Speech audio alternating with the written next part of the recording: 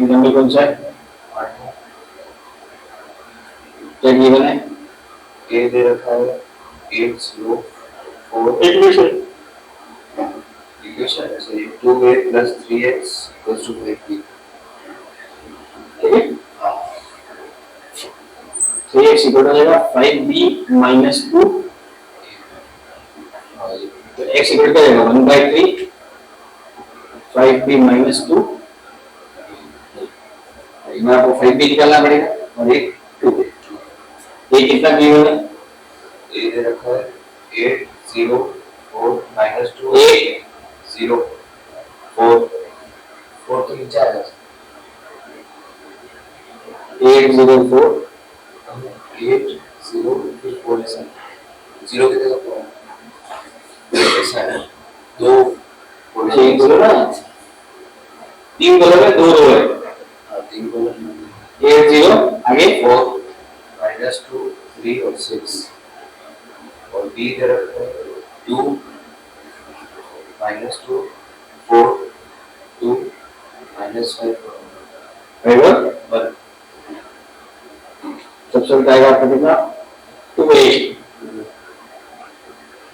बनेगा 16 0 8 -4 6 and 12। फिर हम बात करते हैं 5b की 10 -10 20 10 -25 what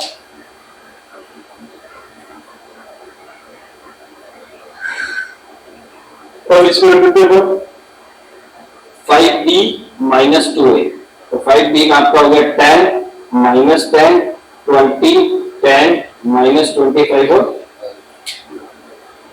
-2a में 16 0 8 -4 6 और 12 -6 -10 12 14